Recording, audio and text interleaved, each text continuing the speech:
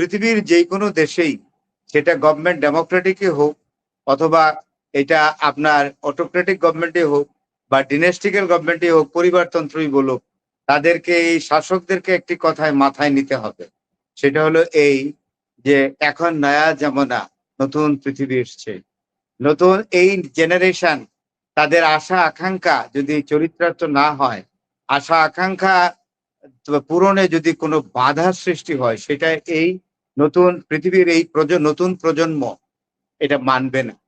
সুতরাং তারা লিবিয়াতেও সরকার পরিবর্তন করছে, ইরাকেও করেছে, এবং মধ্যপ্রাচ্যের যে দেশগুলো, উপসাগরীয় দেশগুলো আছে, তাদের সরকারদেরকেও এই যে পারিবারিক সরকার, এই যে বংশীয় সরকার, তাদেরকেও বিদায় নিতে হবে। এই জায়গায় পাকিস্তান সম্পর্কে আমি একটা কথা বলতে চাই। পাকিস্তানের শাসকরা একটা সুবিধাজনক জায়গায় আছে। তার কারণ কি জানেন? অন্যান্য দেশগুলোর মিলিটারিরা এত কন্ট্রোলিং পাওয়ার রাখে না, যেটা পাকিস্তানের মিলিটারিরা খুব কন্ট্রোলিং পাওয়ার রাখে। সুতরাং পাকিস্তানে এই পরিবর্তনটা আসতে চাইলেই সামরিক বাহিনী, পাকিস্তানের সামরিক বাহিনী খুব রুথলেসলি এবং র্যাকলেসলি এটাকে দমন করবে। এই হইল পাকিস্তানের বৈশিষ্ট্য। পাকিস্তানের সেনাবাহিনী কে বলা হয়, সেনাবাহিনী বলে না, মিলিটারি এস্টাবলিশমেন্ট বলে, মিলিটারি ফোর্স বলে না। মানে রাষ্ট্রের ভিতরে আরেকটা অনেক শক্তিশালী রাষ্ট্র, যেটা সরকারকে নিয়ন্ত্রণ করবেই। তার কারণ ইকোনমি বলেন, ইন্ডাস্ট্রি বলেন, পলিটিক্স বলেন, ইম্পর্টেন্ট পোস্ট বলেন, কর্পোরেশনের যত কিছু আছেন, everything is being controlled by army. সুতরাং এইখানে আর পাকিস্তানের আরেকটা জিনিস আমি বলে নেই, আমাকে 1 মিনিট সময় দিবেন প্লিজ, খুবই জরুরি। এটা হলো এই পাকিস্তানের যে সামাজিক স্তরটা 3 ভাগে বিভক্ত। একটা হলো উচ্চ শ্রেণী, আর এটা হলো উচ্চ শ্রেণী, এই কি যেন মিডল ক্লাস। একটা হলো একদম আপার ক্লাস, একটা হলো মিডল ক্লাস, একটা হলো আপার মিডল ক্লাস, আর একটা হলো নাই, হ্যাভ নট, একদম নিঃস্ব। এরা ওই আপার ক্লাস, অর্থাৎ জমিদার যারা, এখনো জমিদারি সিস্টেম পাকিস্তানে বহাল। নওয়াজ শরীফ সাহেব, মিয়া নওয়াজ শরীফ, জুলফিকার আলী ভুট্টো, এদের জমির পরিমাণ যদি আপনি শোনেন, আপনি মাথায় হাত দিবেন। এদের জমি চাষ না করে এই সর্বহারা পাকিস্তানের যে কিচ্ছু নাই, নিঃস্ব মানুষগুলো বাঁচতে পারে না। তাদেরই জনসংখ্যা এখন পাকিস্তানের বোধহয় প্রায় ধরেন 25-30 কোটি হয়ে গেছে।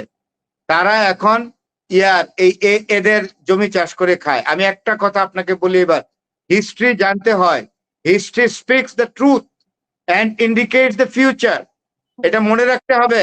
হাসিনা আপা একবার এই 71-এ ভুট্টো যখন, এই 70-তে যখন ভুট্টো একটা মানে মেজরিটি পাইল ওয়েস্ট পাকিস্তানে 83টা, আর আমরা পাইলাম 165-67টা। এটা পাওয়ার ফলে Bhutto was started acting like the future prime minister of Pakistan. তখন ইয়াহিয়া খান তার একদিন ডিনারে ডাকছে, ডাইকা বলে কি, আপনি তো এমন ভাব করতেছেন যে আপনি পাকিস্তানের প্রধানমন্ত্রী হয়ে গেছেন, আরেকজন যে পাকিস্তানের পূর্ব সীমান্ত দিয়ে 167 ফিট দখল করে রাখছে, তো উনি কি, আপনি এরকম করতেছেন কেন? আপনি তো এখন দাঁড়ান, আপনি 70 ইলেকশনে পাস করতেন, এখন দাঁড়ান, এখন দাঁড়াইলে আপনার লারকানা থেকে ফেল করবেন। রাগে বলে ফেলছে।